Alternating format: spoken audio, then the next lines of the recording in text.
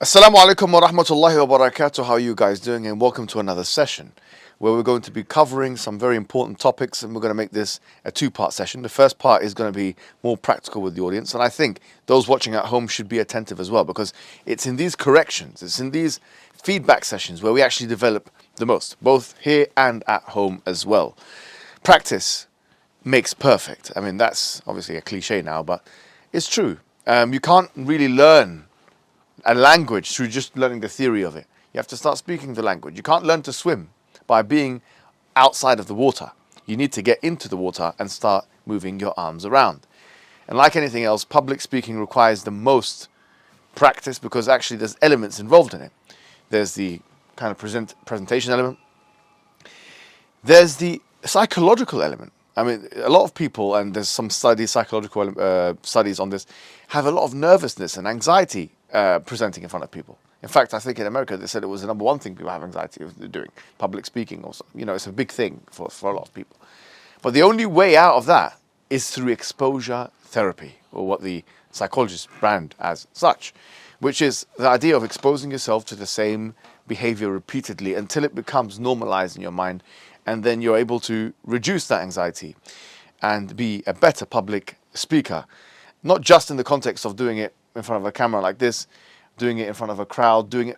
You might need to use that public speaking in your school for the kids. As a parent, in parents' evening, you might need to say something in front of lots of people. To make an announcement. Public speaking is a part of life. And so today, what we're going to do is we're going to have two questions, fundamentally and essentially, which we're going to be trying to make speeches about, 3-minute speeches, and we're going to use the audience members here, participants, the Sapience loyalists, the champs here, the real men, and those watching at home, the real men and women as well, that we thank as well for your contribution and your attentiveness and your continued watching. We're all one family, and we're trying to improve in this thing together. The first question is going to be about something we deal with the most, which is proving Islam is true, and in particular in contradistinction with atheism. And this is a debate I've done many, many times, and I think it's a good title for a debate, which is Atheism or Islam, which is a better explanation for reality. So you're going to create a 3-minute speech answering that very specific question. And what's going to happen is I'll give you one source for those at home and those here, which is my own personal website. It's a shameless plug there, but my own personal website has an article that every year or every other year I kind of review it and renew it. And this article is called Proofs for the Truth of Islam. Proofs for the Truth. It's free of charge, don't worry, there's no paywall or anything like that. So in making the 3-minute presentation, you can use the information from that website, from my website, and from the article section, Proofs for the Truth of Islam. We're going to come back. I'm going to let the people here work and kind of put their notes together. And we said one of the conditions when they're presenting is that they cannot read from a piece of paper or a phone or otherwise, because if you do that, it detracts from the quality of the presentation in a pretty significant manner. Because when you're public speaking, you're presenting, you're performing. And reading from the paper. Imagine an actor had to read from a piece of paper. I mean, imagine you're watching a film and the actors are watching. It would destroy you. It would kill the experience. And so we have to learn. It's better, to say something which is less accurate, okay, but with more confidence and performance than the opposite in the case of public speaking and having an impact on people. So one of the conditions when we're presenting is that we cannot be reading from anything. And don't worry, just be confident. Confidence is really very important. Confidence is very, very, very, very important. There's no way you're going to convince anybody if you don't act in a way, physiologically, temperamentally, and dispositionally, that indicates that you believe in what you're saying. It's absolutely impossible for you to do that. So these are going to be some of the pointers I'll give you. I'll give you about 5 or 10 minutes, maybe 10 minutes, and then we'll come back and we'll start doing the presentations, and then we'll give feedback, critical feedback together, constructive feedback and positive feedback as well for the presentations.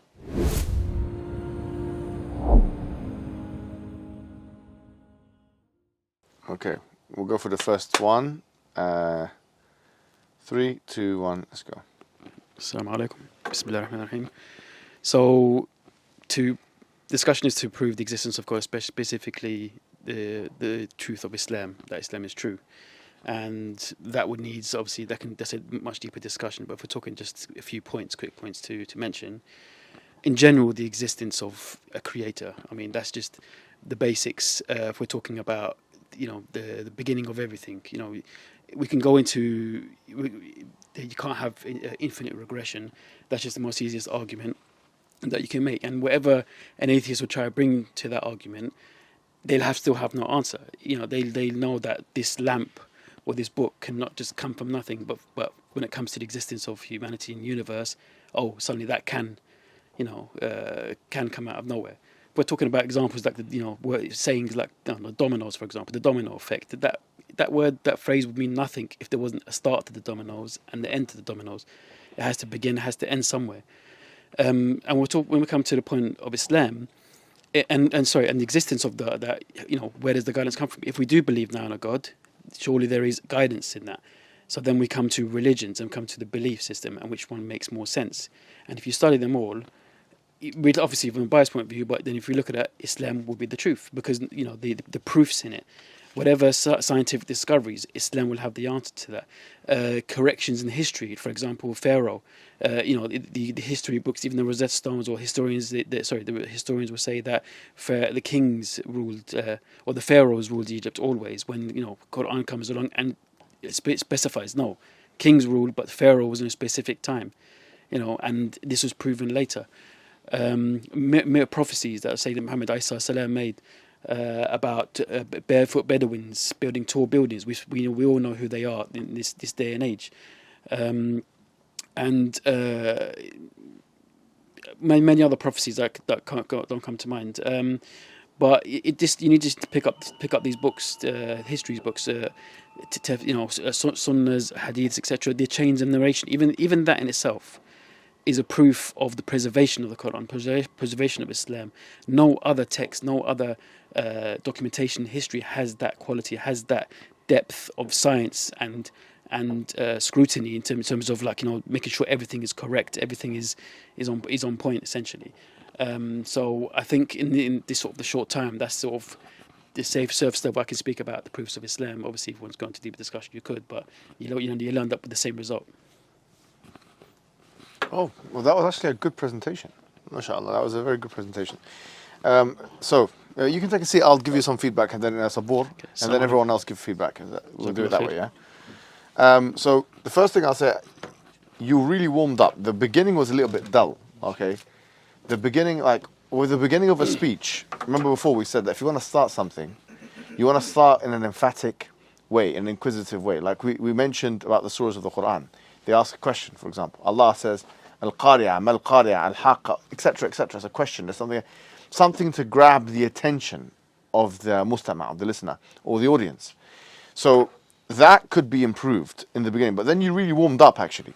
And the temperature raised, and you start giving analogies. And I think that was one of the strong points of it. Because when you start giving analogies, like, for example, the dominoes, you start picturing things now in the mind.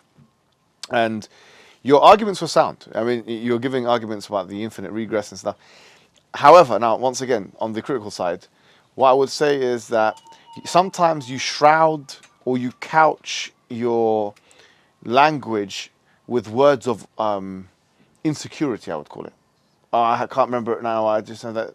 That's fine in in an informal setting or whatever. But when you're presenting, people don't want to know what you can't remember. People don't want to know what you don't know. People don't want to know the weakness. They just want to see something. It's like listening to music. Like someone's playing on the violin. Oh, I can't remember what the next note is. Well, you could take the thing off. Just do it. Just play. What you do know, say. What you don't know, keep to yourself. When you're presenting. I like the fact that you did actually cover all bases in 3 minutes, which is that was quite impressive. You went into, I mean, the thing is though, you covered God's existence and you skipped the oneness of God. That was one thing you skipped. It would have been good, but 3 minutes is hard to do that. I can appreciate that. Maybe even just a few arguments would have done it. You had 15 seconds remaining actually, so that you could have squeezed something in there about that, because we're trying to go through the entire go-rap: God, oneness, revelation, the prophets, but by and large, I think it was a very, very, very good first attempt, to be honest. And you had confidence, though. Like, you came up, you were the first to present. You were talkative and fluid. Like, you were not out of place there. It's clear that if you polish it up, that you can do this. Like, you can do a good job of this. And so this process, I think, if you did it multiple times, 5, 10, 15, 20 times, by the 21st time, you will be a good public speaker. Like a really good public speaker. So that's, I think, they're very good. Sabor, what are your... Same thing. All I was going to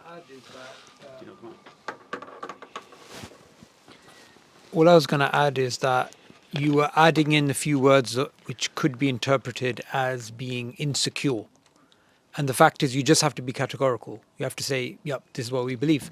And don't worry too much about the time. It's just about stating what we believe. And I think the way that you began is good, because it's like you're taking them you don't want to start in a way that's too complex. So you start in a very simple way, which is good. Yeah. Okay. Anyone else have anything else to say? Any particular? My point of view, Yeah. the time. I'm very conscious of the time. Yeah. And that's sorry. Yeah, sorry. So my thing was, for myself, I guess I can prove on. I was more conscious about the time, trying to than the content. Okay. And the I quality think of the content. to make it, it's good you mentioned that, because what we could do, if someone has a watch, you can look at your watch. Yeah. Okay, you can, just to. I think that's not bad. Looking at the watch, just you know what I mean, like just a quick glance at the watch. Oh, I've still got time. That's fine. Are you going next? Just give All us. right.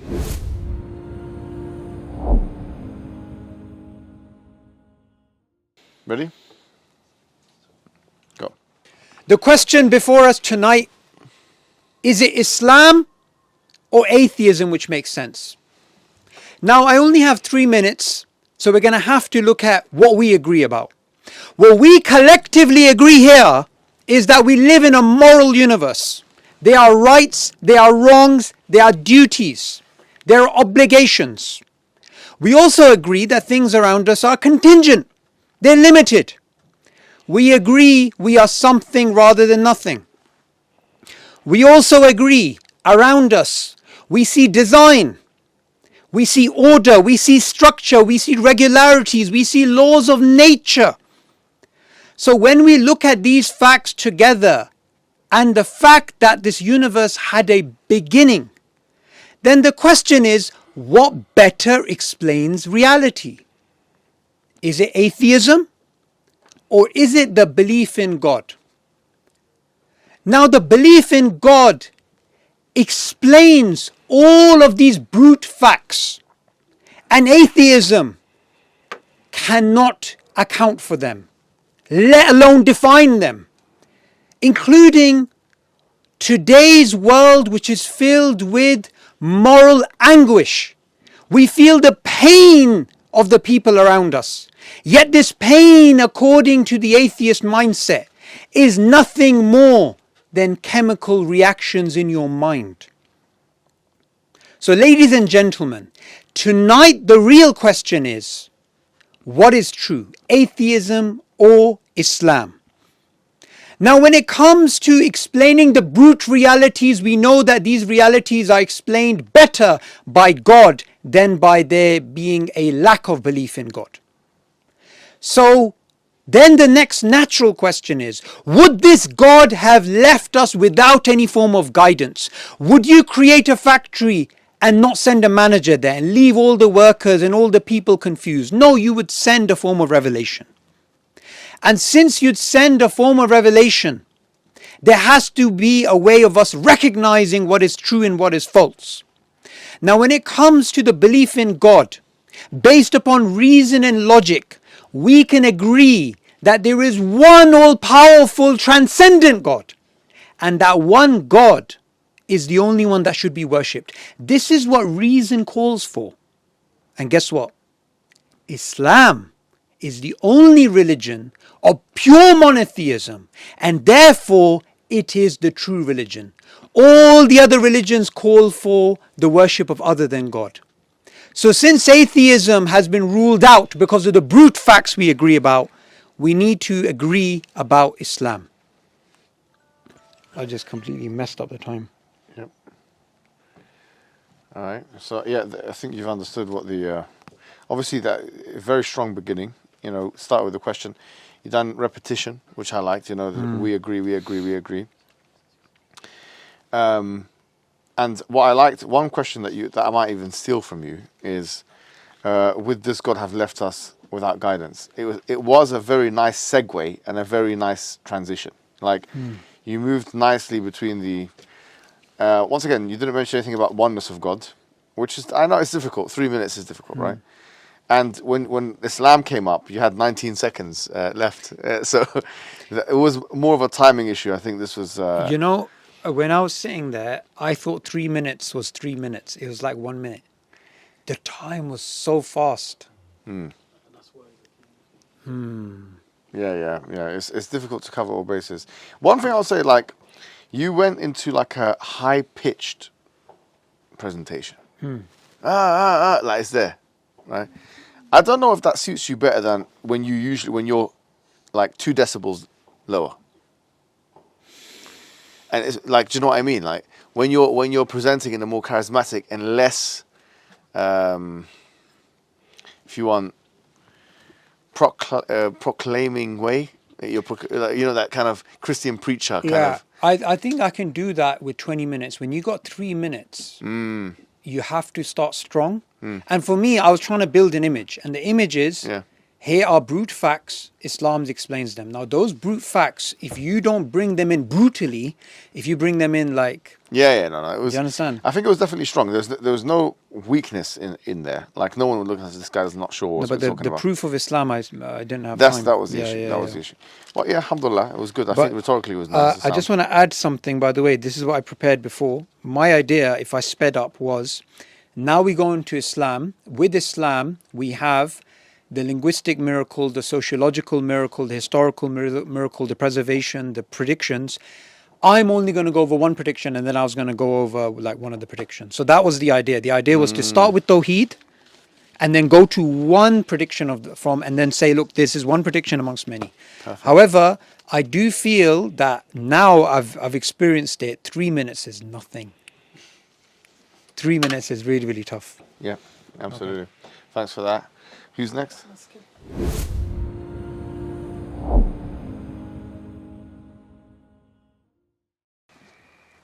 3 minutes, yeah?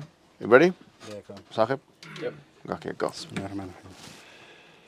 Okay, the spaghetti monster, the universe, the old man in the sky. We have to define who we're talking about first. So when we say God, I think we can only go with the logical idea of a God, the source of all things, the thing that started it all. To prove that point, there are several ways to access that. There's an intuitive way of looking at it, and then there's the cause and effect route. For an atheist, I think there's nothing to answer, because there is no fundamental unified answer from atheists. The ultimate answer from them is, I don't know. So we can go with intuition, for example. You know, I had a conversation before with someone where I said, well, if the plane is going down or you're about to drown, what's the first thing that pops in your mind? You know, you might look up and pray to a God that you're going to be safe. And then a contrarian will always answer, oh, I never prayed. But then I ask them, did you hope to live? And they say, yeah. Well, who are you hoping to? That's who we're talking about. So intuition, I think, is the strongest argument. So why Islam? So Islam is, I think, the only religion or way of life that kind of answers every angle to this question about whether there's a God or not. So it answers why there's so many religions in the world. No other religion answers that question. Why are there different religions and different people? Islam answers that straight away by saying there's been over 126,000 prophets, as far as I know. And that every religion started in truth and then got corrupted. So it answers that. It answers nature. It answers human nature. It knows the human being very well. When you read the Quran, it speaks to a person on a psychological level. It even categorizes people in psychological states. It's the only book that does that. Every other kind of religious books sort of has a sort of preaching mode, preaching to the masses, whereas the Quran speaks to the person individually in their particular state. So I think, again, to close it all off, I think the proof of Islam is it follows intuition and it follows human nature. I think that's all I've got. Yeah, so, all right, let me see. So, the beginning, it was punchy, it was catchy, but it was a little bit defensive because you started off with an interrogation from the atheist side without a cutthroat repudiation. Mm-hmm. So, like, for example, let me give you an example, right? So you said spaghetti monster. That's stuff they say, obviously. They say that, do you believe in the flying spaghetti monster or whatever. It was good that you mentioned a few things and then you spoke like that. But what could have been better is when people talk about God, some think we're talking about a flying spaghetti monster or an old man in the sky, wherever it is. Now, that's not what we mean. That would have been better. Yeah. Going back to, you weren't here last week, were you, when we were doing the... I was in Hong Kong. Yeah, okay. So we were talking about, like, answering your own question, that kind of technique, Yeah. So you could have put it, what do you think of God when you think of it? Do you think of a flying spaghetti? Whatever. What we say is 1, 2, and 3, right? So you can make it as a question and answer that you answer yourself. That was nice, though, but it could be more rhetorical. In the beginning, I think the strongest part about your presentation was the conversational style. Like, you got into a thing where I felt like you were comfortable, actually. You were comfortable and you were conversant. You were talking as if you were talking to a friend. Like, this would be, if someone heard this who's a colleague or if you're speaking to them, it seems natural. It didn't seem like you were inauthentic up there. You felt like, number one, natural, and you belonged in that environment. You had something to say to these people, That part of it was nice because it seemed authentic, and it also seemed as if you were not belittling anybody. You were speaking to them. You were relatable to them. That was good. Your arguments could be much better, but obviously because you weren't here for a lot of the stuff we went through before and stuff like that. The arguments were. The first one, the intuition one, was not bad in terms of saying, like, we believe in intuition and how do we know that that's it. When you came to Islam, I mean, if you got 3 minutes to present the best arguments for Islam, there are other things you could say which are better than the things that you've said, I would say, But what you said wasn't wrong. Like, the Quran mentions what you said. And that's, so for example, وَلِكُلٍ شِرْعَةً وَمِنْهَاجًا, like, we have given every body a way and a path, and so on. So you are answering the right questions, but you could have been more emphatic about your answer. So, for example, you could say the following, right? You could say, what best explains, once again, question-answer format, what best explains the fact that you have continuities within religion? Islam has the most coherent answer for that. And Islam says that, for example, all of these, or many of these, came from one source.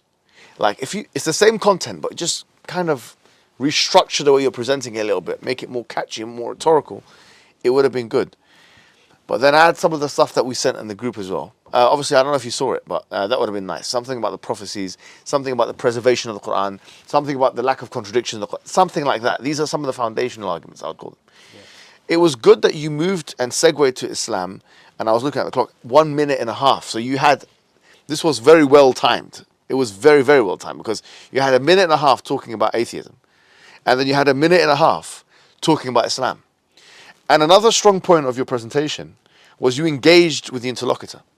and you engaged with the other side. So you said the atheist would say such and such. Remember, this is a discussion about Islam and atheism. Atheism don't have anything to answer up. You said something to the effect of, they would say, I don't know. So you're preempting a possible and probable reply. And that is, so now if the atheist comes up and says, yo, I don't know, you've now primed the audience for a response from the atheist, and you've kind of dulled and nullified the sting of whatever interrogation or whatever response they may have had. So that's, I think all the things are good. The arguments need to be better, a bit more rhetorical.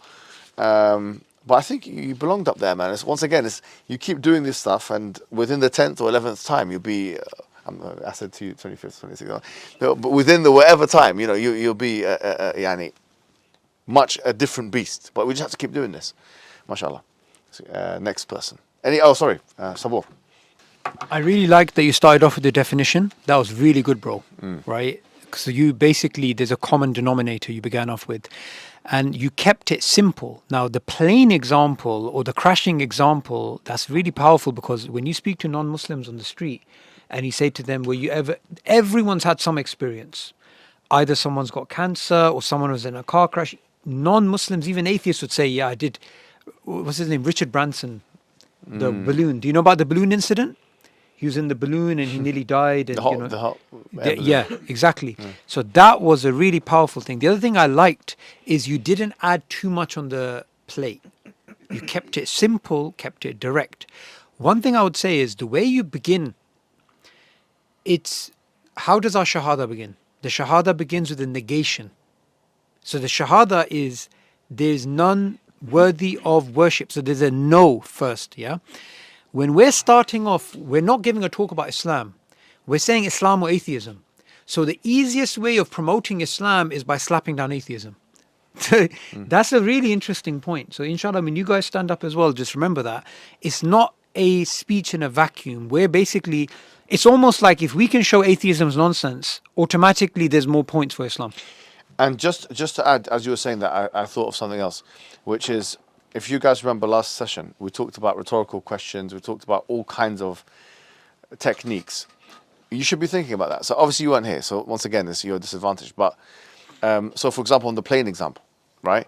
So you said most people, something about the plane, but it's all declarative statements, not interrogative, meaning you didn't make them think. So let me put it in this way. If you said to them, now imagine yourself in the plane, and now the plane is going, what's the first thing you're going to think? Who are you going to call? Are you going to call upon it? You're going to say this? You're going to, start asking them questions. Once again, putting them there, engaging with them. That could have been, I think, more rhetorical as well. Yeah, good.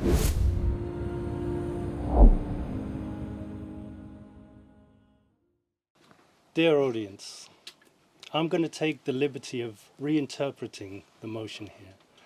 And there are going to be a lot of people that are going to use philosophy, scripture, predictions, and I'm not going to do that. I'm just going to say a man made a claim. Now, a man in the most primitive environment that was only blessed with good looks and honesty was given revelation, who claimed revelation. And in a cave, he was given one message, La ilaha illallah Muhammad Rasulullah. And he spent the rest of his life sticking to the claim. A man made a claim. Now, within this hostile environment, this single individual in a society of alpha males, in a society that was savage and primitive, he brought about revolutionary change and did not deviate from his message whatsoever. And I can't explain it, except that he was a man of God and he was given revelation by God. And his entire life was proof of this. Now, I can't explain that. Can you explain it? No, I don't think you can. Now, I will always come back to the motion that a man made a claim. Now, within his lifetime, this one individual revolutionized the society. He changed an environment. He changed the world. And he didn't before his prophethood, he never engaged in a fight. He was never a leader. He was not a poet. He was not within his society. The only thing that he was respected for was his honesty and his family.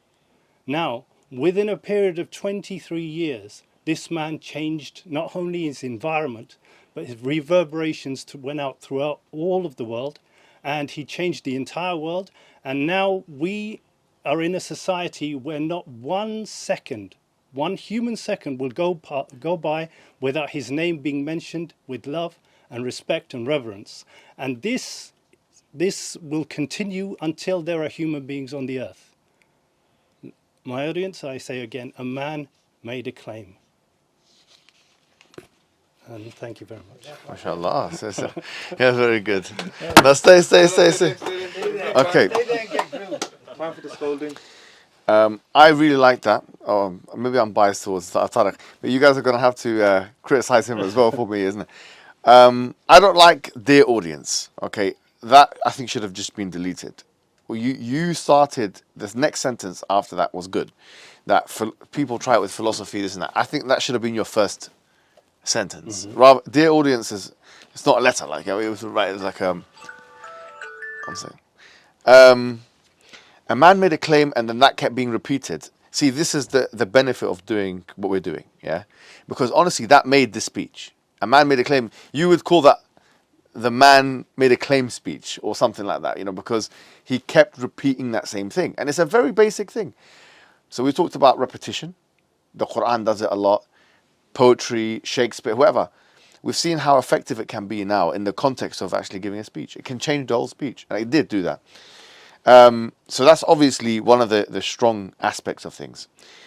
I think that then you moved on to revolutionary change. I can't explain it. And then there was, I don't think you can too. That I think should be omitted. Because I think, can you explain it would have been good without the answer there. Absolutely. A bit more suspense. So can you explain it? Can you help me explain it? That could be a bit better. Because that one might seem a little bit condescending of the audience or something. Oh, I don't think you can explain it or something. Then you went into things that obviously you enjoy, about honesty and family. And obviously that's something you're attracted to as a person. You're writing a book on honor and stuff like that. So it's a good angle. And however, what was missing in this part of the speech was live examples. So for example, if you wanted to talk about the Prophet ﷺ's honesty, or you wanted to talk about his trustworthiness, maybe the fact that when he went on the Mount Safa and he said to the people, if I were to tell you there was an army on the other side, would you believe me or not? And they all said, yes, we'll believe you. Or the fact that people used to put like stuff in his house, like for safekeeping. Or the fact that when he came back from the mountain, his wife consoled him and said these things about him.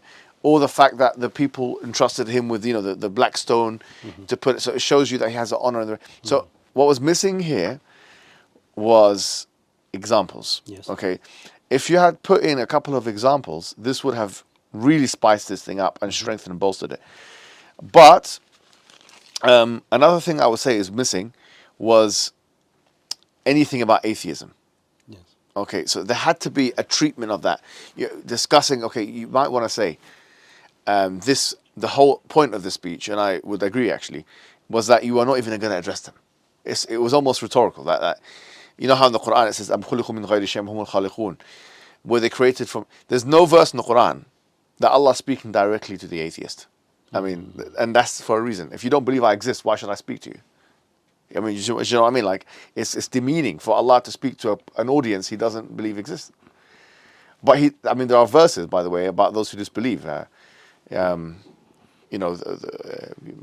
أيها الذين كفروا لا تعتذروا اليوم, and it's usually quite harsh. Oh, you have disbelieved. Don't have any. There's no excuses for you today. It's The day of judgment. yeah. It's like, Allah is saying it. يا أيها الذين كفروا لا تعتذروا. So the point is the fact that you didn't even deal with it could be justified. Yes. But then you got to weigh that up and think about whether or not you'd want to put 2 or 3 lines or 4 or 5 lines just on the topic of atheism, so you can cover it, so that you're not criticized for not dealing with the topic at hand. In general, though, the cadence of it and the rhythm of it, especially in the first minute and a half, was really good. Like there was a rhythm to it. You stopped, we're paying attention to the stuff that we spoke about like last week and the week before. The last minute and a half, it was not as good as the first minute and a half. Tailed off. Yeah, I don't know if you noticed that, Yes. but that's now you just have to consistent. Like if you're going to stay with this thing, Yeah. be consistent throughout, and end emphatically. Yeah. And the ending. The two things in psychology they refer to is one is primacy effect and the other one is recency effect. Mm-hmm. So you've got the beginning and the end have to be very, very, very good. Mm-hmm. The beginning and the end, like the beginning of something and the end of something, are the most important two aspects of something, in terms of audience retention, and in terms of audience participation, in terms of audience recollection, etc., etc. Right. So, in the beginning, if you said the way you said it was good, right? Obviously, dear audience, delete, yeah. But at the end, give them a question.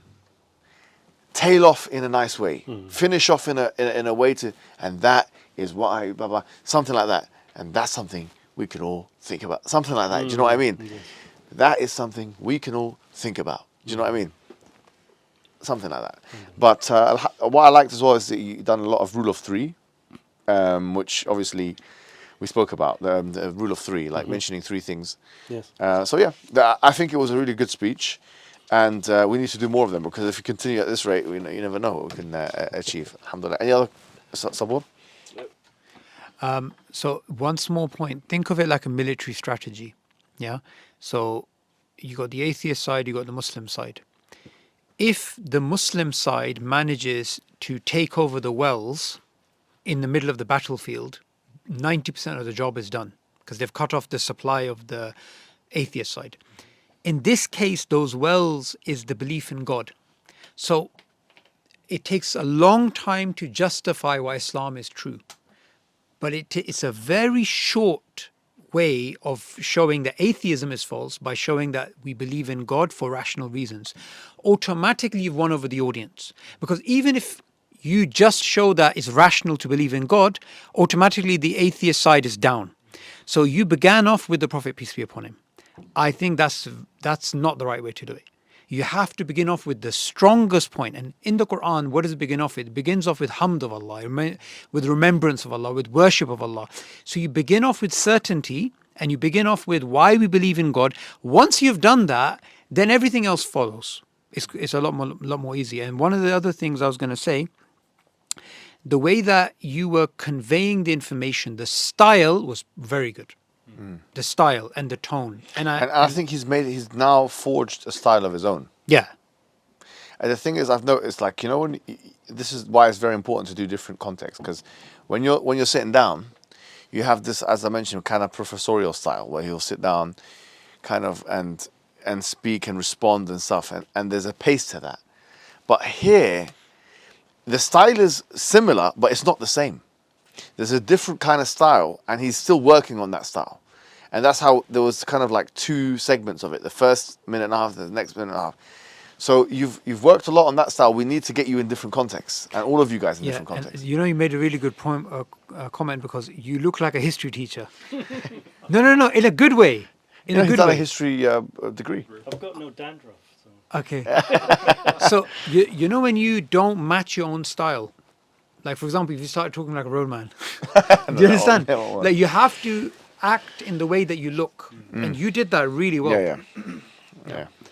Who's next?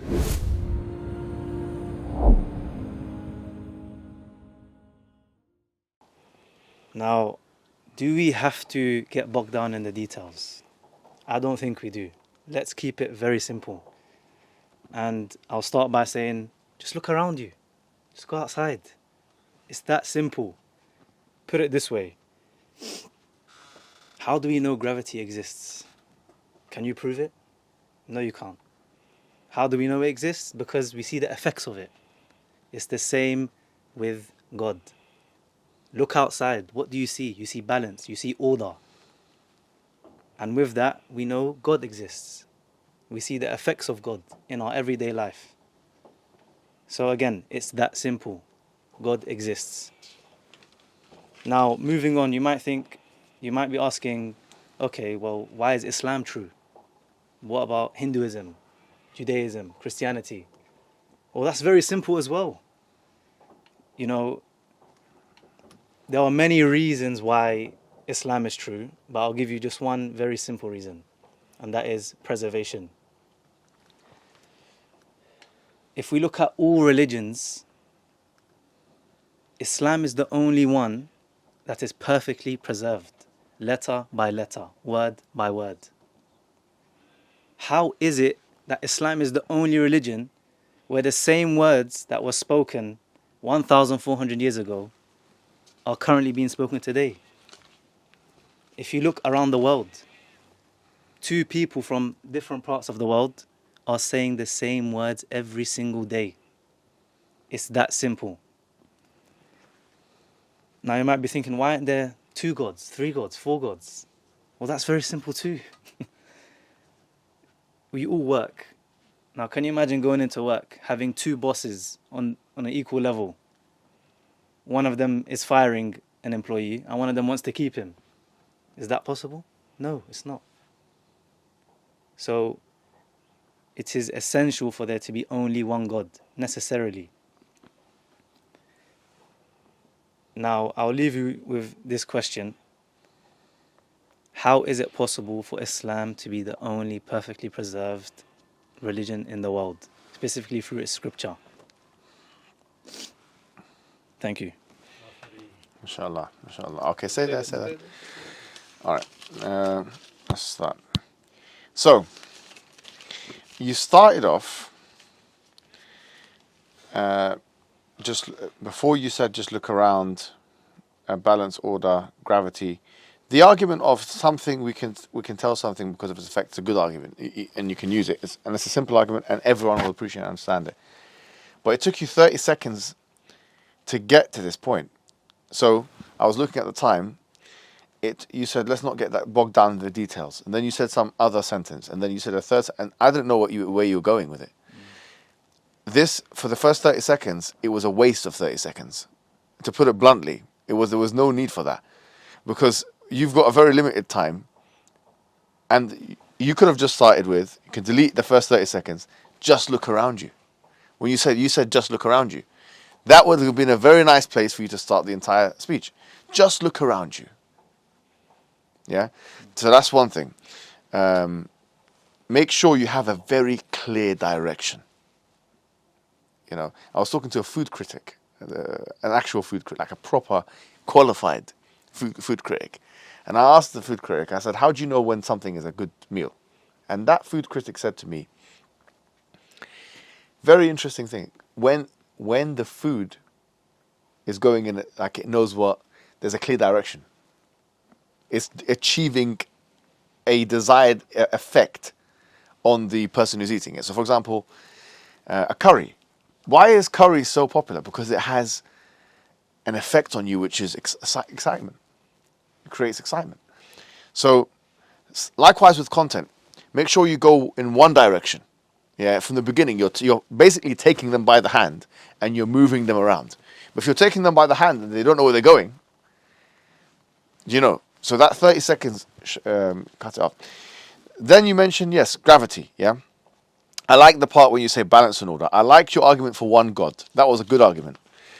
It would have been a wrong argument had you not mentioned contradictory things. So what equal, and then one of them wants to fire and one of them wants to hire. It would have been, you could say, well, they can distribute the power or whatever, but you made it a good argument by introducing that they're equal, supposedly equal, but one of them wants to fire and one of them wants to hire. That's actually an excellent argument. That is, now you have proven that why it's a contradiction. And actually that's the best so far of arguing why one God exists, so far that we've heard. Yeah, and so something simple, and you did it in 20 seconds, maybe even 15. Then you focused, what you did, your strategy was to focus on one thing, so just preservation. And that's not a bad strategy, but you only gave one example. And if what you want to do is have one argument, you need to have more than one example. So, for example, you said the preservation of the Quran, but you didn't go into any level of technical or academic detail that someone can believe in what you're saying. So, I'll give you an example. If you want to say that, okay, Islam is preserved, then you have to show, okay, well, look at the Bibles around you. You have translation issues, you have different versions, you have this and that, the Bhagavad Gita, the same thing, the Jesus, whatever it is. So look at all the 6 main religions in the world today. and it's the only one ancient world religion, and you have to be careful here because Scientology could say it's a perfectly preserved religion. Someone could say, well, I've made a religion yesterday, you know.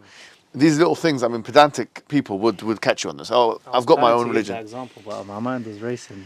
Yeah, I so, completely forgot. I mean, it's just for future reference, you can say ancient world religion, ancient major world religion, because it's in terms of demographics. Now we're specifying it's the only one that's preserved. Like, for example, look at Judaism, it's not preserved. Look at Christianity, give the examples and specific, and then maybe some codex, maybe some manuscript issues, and the Quran, and then mention the source. So if that was going to be your main argument, and that's fine strategy, I would have said, mention 2 or 3 different now examples to explain why you make your case, basically academically. So the strongest part of this was your argument for one God. That was the strongest part of your, I don't know, from a content perspective, that's why I feel like. The second strongest part was when you were talking about balance and order and stuff like that, because that was intuitive to people. I think people would really enjoy that or understand that. Or you said God exists, but you also now, when you say God exists, you have to now prove the attributes of God. Because the atheist is going to have an easy counter. He's going to say, what do you mean when you say God? You know? But we understand God through the attributes of God. So you were talking about cause and effect. You could have combined it with what Sharif was talking about infinite. We know that can be an infinite regress. To be clearer, you can say we know there's no infinite regress of causes because that's absurd. Give 1 or 2 reasons why it's absurd, because then the part would be the same as the whole. Because whatever. Because you can't add to an infinity. Because you can't have something which is limited and unlimited at the same time. Whatever. And then said that's why you need an eternal being. So instead of saying God, therefore God exists, you would have said He's eternal. They mention the individual attributes of God which you can prove. One other thing which I noted is that you mentioned the word simple. Simply. I think that's not the kind of repetition. That's the example of the kind of repetition you don't want. Because it sounded like a filler, okay? If that makes sense. So it's like when someone says like all the time, yeah? It wasn't a conscientious use of, it didn't seem like it was a conscientious use of the word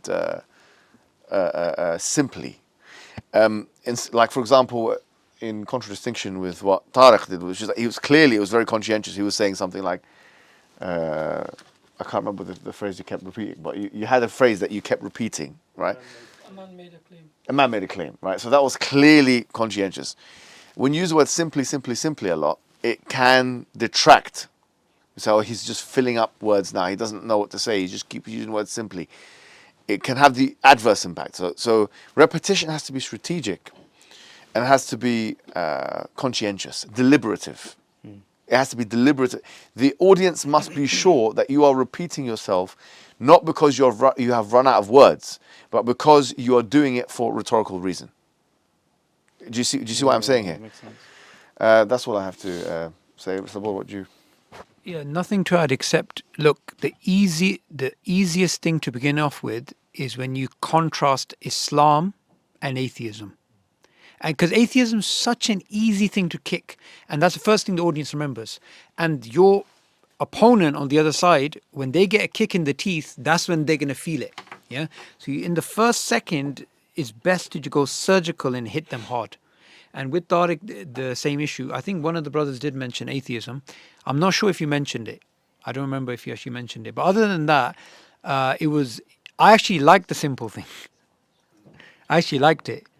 Yeah. I didn't feel it was a filler because I do like the idea of keeping it simple.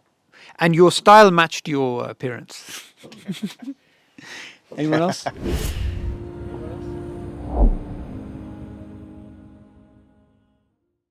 At some point, we have all wondered, where have we come from, what are we doing here, and where are we going?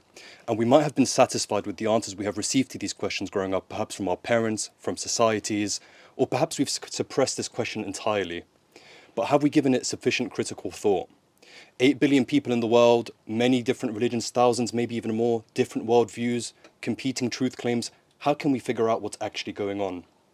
Let's start off with atheism. Atheism is a non-starter. It doesn't possess the explanatory power to answer any of these profound questions that we have put forward. We cannot really do anything with it. Now, many will say it is perhaps the most logical position to take. We're very ignorant in this world. maybe the best position to take is one of ignorance. Maybe it's to suppress this question, as I said in the opening statement. But because it lacks any explanatory power, we know that we can't go anywhere with it. So let's review worldviews that have made progress, the traditional world religions. Now, there are too many religions to assess all of them, but perhaps what could be some criteria by which we could narrow down the list of suitable candidates? So perhaps one might be, is this religion fully preserved? Do we know that the message is exactly as it was conveyed to whoever the messenger was? Is the person conveying the message trustworthy? Do we know that we can count on them? Do we know that they could have been entrusted with delivering this message?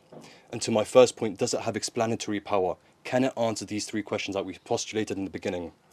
I think we will all quickly find only Islam has the ability to satisfy all three of these conditions. It has complete explanatory power. It can tell us where we have come from. We have come from God. It can tell us what we're doing here. We're here to worship God. And it can tell us where we're returning to. We're returning to God. And to my second condition on preservation, we know we have copies of the Quran, of the manuscript at Birmingham University, at different locations around the world that have been carbon dated. We know with absolute certainty that every letter and every word of the book has in fact been preserved. And what about the messenger himself? How can we trust him? The messenger has made countless prophecies pertaining to his time, to time since, to our modern age, all of which have come true with an incredible amount of accuracy. And I won't give you a single example. Please don't believe me. Fact check me. And once you've done your fact checking, I look forward to welcoming you to Islam. Thank you. Well, I think that was a phenomenal, speech, to be honest. And the beginning was very strong. And the reason why it was strong is because you started with existential questions, with ultimate questions. Okay, so in terms of, you had 30 seconds left. In terms of improvement, your pace could have been slower. Give your audience time to think. Okay, so in the sense that you asked them three very profound questions. The first question was, where did I come from? Right? Give them a second. Where did I come from? Yeah. Second one is, what am I doing here? Give them a second. Pause. Don't be afraid to pause. Pausing is actually as important sometimes as speaking. I was speaking to a musician one time, and he said that a lot of people. He said that, when he's reading the music from his whatever keyboard, whatever, how they do it, he said that silence is a note on there. Silence is actually a note. So silence can be used strategically in a speech in order to create an effect. Pause. So that's the first thing I say. Slow it down. First is the question that we have. The content of this speech was very, very good. So I'm going to be focusing a little bit about the style as well. Atheism is a non-starter. Okay, why? Because it has no explanatory scope. You've given a good reason why. It has no explanatory scope. Okay, what are the arguments for God's existence now? Because you had time, you could have mentioned something there. So what was strong about some of the other speeches is that, like, for example, in Ahmad's one, he mentioned balance. You mentioned infinite regress. You have to have something there. So you're giving at least one rational reason. Give at least one or two rational reasons why there's a God. Just throw it in there. It won't take that much time. And you can do it in a way to scoff and hand wave the academic repudiation or the response from the atheist. You can do it like this, basically. In the sense that you're telling the atheist whatever you're saying is nonsense. So that, I think, was a little bit lacking. And then also the one God. Why one? Yes. I think that's important as well. Because, the Quran makes the argument, right? The Quran makes the argument for one God. That's something the Quran spent time doing. So if we're going to introduce it, this aspect of things, even if it's, once again, one or two sentences, because you had extra time, something, an example of why there couldn't be just one analogy, just one single analogy as to why there cannot be more than one ultimate creator. Then preservation would follow very naturally from that. And the idea, this was actually a well-put argument. I think this was the strongest part of it, actually. You had two really strong elements to this. Number one is the beginning, where you were asking questions. And the second element was at the end, where you laid out a sophisticated argument. You said, look, we don't have the time for this. Preservation is the criterion. Let's take a look at this. What other religion, 1, 2, 3, fulfills these criterion? Explanatory, fully preserved, is the person is trustworthy and it has explanatory power. Now, once again, just to be a pedant or someone who's pedantic could say to you, oh, well, what if I made a religion as a trustworthy person which has the same answers that Islam has, and the person is trustworthy? Would you say that's also true? And could this argument not be made? Like, there's some counter that can be made to this as argument. However, if you say fully preserved, and then you explain how, and explain the difficulty of it considering the circumstances. So, Islam is preserved despite it being 1,400 years old. Now that, what it does, it blocks a counter. And the counter is, potentially, someone could say, well, Scientology is preserved, actually. You know, you know what I mean? So what you're blocking the counter by just putting little adjectives there, or little words there. Ancient world religion of its kind. So now the enemy or the interlocutor or the opponent cannot say, well, what about Scientology? And then if there's an audience, they'll get a clap. Oh, well, you know, he might be right, actually. That was a tall claim to make. It was a massive claim to make, and now he's been repudiated on it. So just one professor in my undergraduate said something, and it may sound counter to what I was saying to you guys in being confident and stuff. But he said, and I wrote an essay for the undergraduate against Marxism. He was a Marxist. I didn't know he was a Marxist, and he marked it very, very critically. Yeah, I forget his name now, but it was a famous Marxist. And he said, "What you want to do?" And he said, "I remember this. What he said. He said, what you want to do, sometimes, you want to shroud. You want to use languages of uncertainty." Now, what does he mean by that? We're not saying uncertainty as in coming and not confident, or he means just use words that stop counters. Let me give an example. The phrase in the beginning of a sentence, it may be argued. It can be reasonably argued. Some would say, or something like that. Now, if someone comes back, it could be argued. So what you said, it could really be argued that the Ottoman Empire was actually the most powerful empire in Islamic history. Could be argued quite reasonably, yeah? I'm just giving an example. Oh, but you said this, and there's no consensus on that. But I said it could be argued, though. I mean, if we're going to be technical about it. So what I mean is that now, with the preservation aspect, because you were making a big claim, what you could have done to protect yourself from count, because when you throw heavy punches, you open yourself up to a counter. So if you make the bigger your claim, the bigger the counter can be. Christopher Hitchens had a very interesting phrase for this, and it's actually he won the audience with what he was saying with it, which is basically the higher, the stronger the bigger the claim, the higher the evidence has to be. Extraordinary claims require extraordinary. Yeah, extraordinary claims require extraordinary evidence, right? Counter to that. Yeah. Ordinary claims require ordinary evidence. Yeah. And he said something else which I've been using as well. You know, to be fair to him, there's a few little one-liners he was really good. And one of them is, what can be asserted without evidence can be rejected without evidence. I use that all the time, bro. Yeah, that's from him. I have to be honest. But things like that is, if you make a big, extraordinary claim, big one, right? Then now the counters are there. So just beware of the counters. They'll say, "Oh, preservation. Oh, you say preservation, do you? Oh, any religion. What about Sikhism? It's been around for 500 years and there's not that much change, and it fulfills the criterion. It answers the questions about where we came from. It came from God. It came from that. Sikhism. So, and the guy with Guru Nanak was very trustworthy, and he went into the sea and he went this and that. He said, no Hinduism, no Islam. You know, someone can make this argument. And then now the counter seems a bit powerful. Now, so someone like the atheist responds and says, well, you said that Islam is well, Mr. Yusuf, you said Islam is the only religion with explanatory scope and with this and with that and preservation. What about Sikhism, which has also been around for 500 years and blah, blah, blah, and whatever. Now, had you said it's the only religion of its kind, only ancient religion, if you use the kind of word there, and you could have said, when he responds, he said, oh, I'm not talking about a modern religion, say, of course. You know, I'm not talking about Scientology. I'm not. You can respond like that. So you always got to think one step ahead when you're constructing an argument. The question is, what is the counter that can be? What is the counter that I can be hit with? That was going to be my question, actually. Sometimes, no, thank you firstly for the advice. I definitely should have done that. It's sometimes advantageous to invite the counter intentionally. Yeah. Like, do you know what like even in this case, right? And generally I feel this way about Islam. To be honest with you, my strongest argument for Islam is, as long as you argue Islam truly, it's fine if any counter comes, because it's the truth.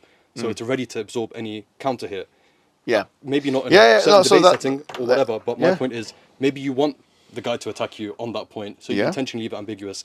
I had one extra question on the timing piece, because last time I ran out, last time I was too slow. And this one's too fast. This one's too fast. Yeah. Do you have a good way to fix the timing issue? Do you have like does your I think, I mean, you can only get this when you do it a lot, you know. I run out of time a lot of the time as well, but the trick is this: if you're running out of time and you know it, make it look like you're not. Okay. Okay.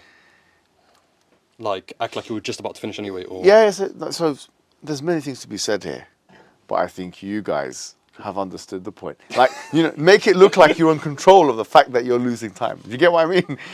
You always want to seem like you're in control. So you'd have to start bringing a performative thing, you know. I've had times that someone says 10 seconds. I remember I was like, oh my, 10 seconds? I was like, and I could say more, but I know that, whatever. And then just leave it like that. But I'll leave it for next time where we have this conversation, whatever, and then move off. Make it look like you did this on purpose. Like even make it look like a cliffhanger. Like, To be continued. and I know you want to know the answer to that question, but that's for next time. You know, that's for next time. You know, and that's why we're going to have to do another one of these in the Oxford Union or in the place of that place, the other. So just make it look like you are in control, even if you are not. The whole thing is that it's like if a music track is about to run out, and the guy knows he's running out of time. He's going to have to dun dun dun. So you're going to have to learn how to do that.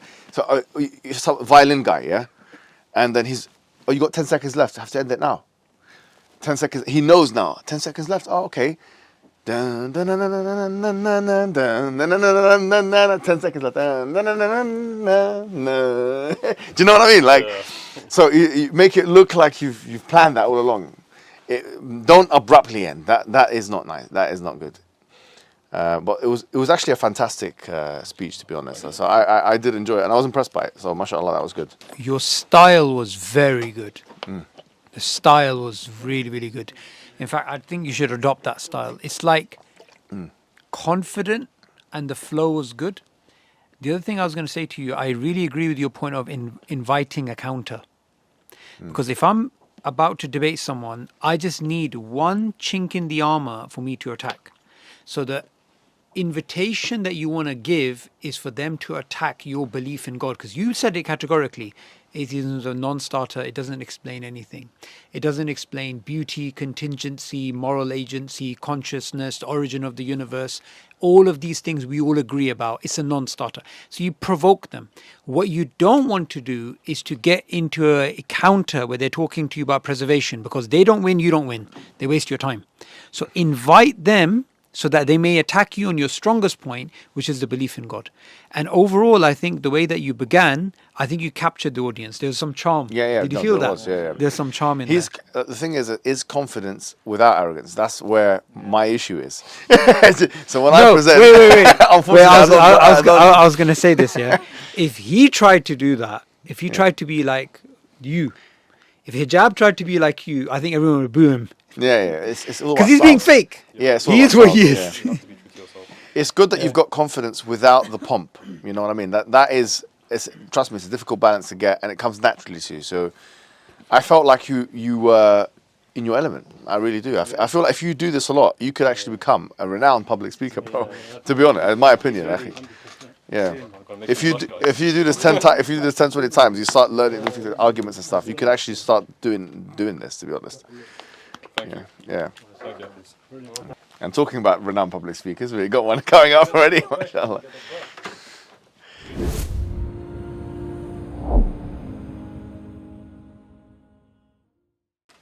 Okay, ready, yeah? Go. Are you proud by rejecting God's existence? And you think you are the knowledgeable person? But have you ever asked very simple, basic, and necessary questions? How did you get here? Why? For what purpose? And where you would go? When you leave this world, what will be your destiny? Imagine you go to sleep, you go to your bed, you sleep, and you wake up on a boat sailing towards an unknown destiny. What are the basic questions come to your mind? How did I get here? And where am I going? You think atheism will answer these questions? No. Guaranteed, Islam can. Once an atheist like you challenged the prominent Islamic scholar or figure, Imam Abu Hanifa. He challenged him for a debate about God's existence. He arrived to the debate with a slight delay. And before he arrived, the atheist mocked him and told the Muslim audience, look, your Imam ran away, he didn't show up. But when Imam arrived, he was asked, why did you arrive with a delay? And he said, I was waiting, I had to pass through a river and I didn't have any boat.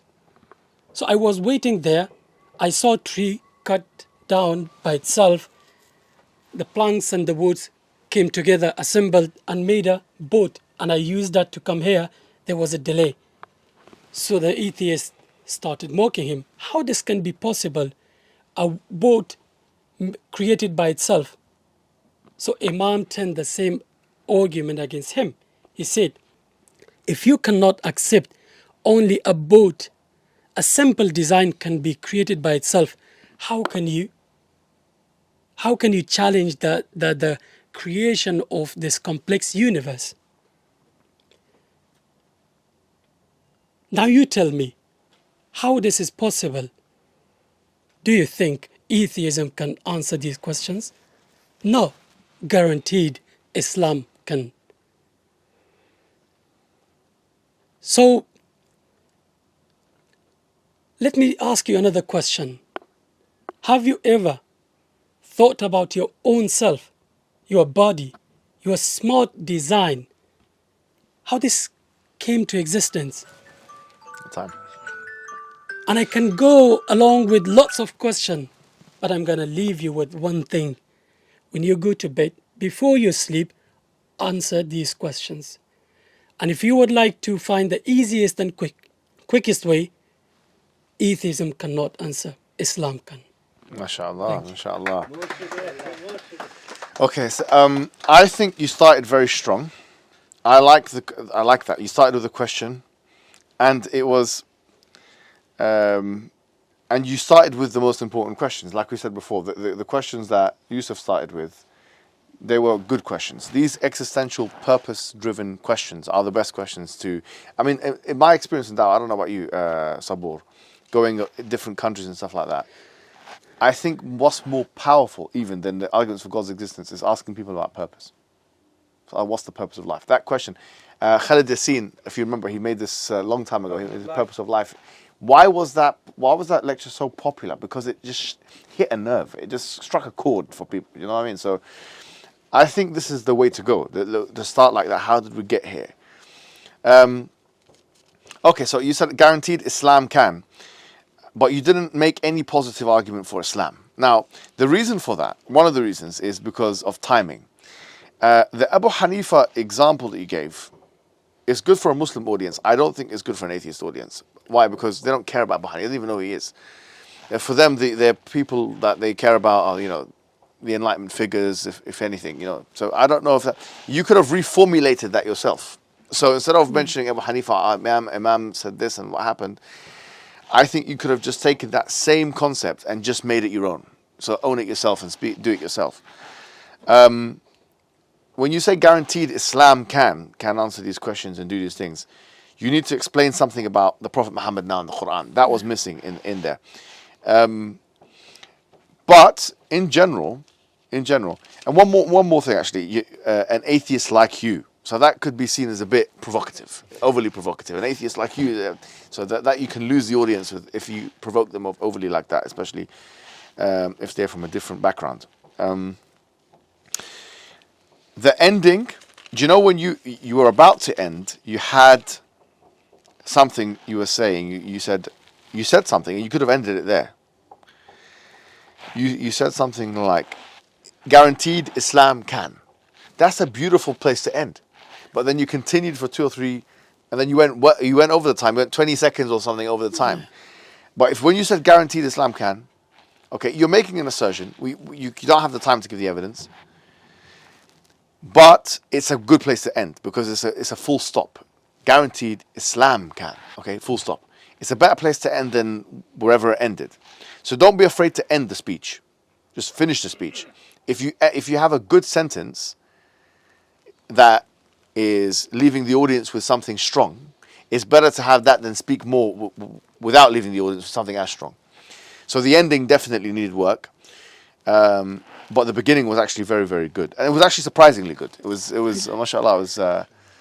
It was surprised that it was, and the use of questions. Now I think we're all starting to develop a style, and we're using the rhetorical devices that we've learned.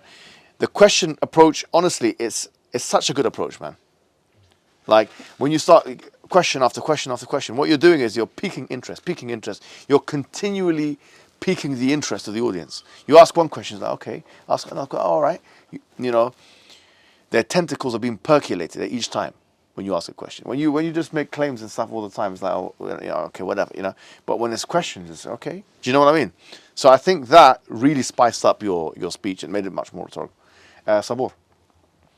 One thing I really liked is that you were juxtaposing atheism and Islam. And that is really, really powerful. And the reason why it's powerful is because if you can show one is incoherent, which is atheism, you automatically are giving points to Islam. And one of the things, whenever you're debating any topic, you have to look at the weakest point. And the weakest point here is the fact that they can never disprove the existence of God. And the brute facts around us, they're self-evident. They point towards God in a way that's so clear. One thing I admire is you kept a narrative. Islam or atheism, Islam or atheism. And I think the last line was also atheism. So it got them thinking from beginning to end what your message is very, very clearly. And I think a few brothers, when they were speaking, they forgot there's an enemy across the board. Yeah? So it's them you have to continuously attack. I agree with the Imam Abu Hanifa statement. The other thing is mentioning what is God. I think that's important too. Yeah. So what do we believe about God? Yeah. So what I would do when it comes to God is throw it in a way that automatically also helps you out with Islam. There's one God, all powerful, all knowing, only one worthy of worship. Then which religion's true? Well, Islam. Yeah. Okay. Good. Well, that will conclude, and then we'll do something else. I'm going, of course, but not on the. We don't want to give anyone ideas. That was a fantastic session, guys. Well done to everyone. It's not easy. Trust me, it's not easy for them to present like this and to do it on the spot and without any... They had no prior preparation. I sprung this upon them today as soon as they came in, and they had no notes. And look how much better it is with no notes than it is with... Yeah, looking at the thing. Don't do anything. With that, we will conclude. Wassalamu alaikum wa rahmatullahi wa barakatuh.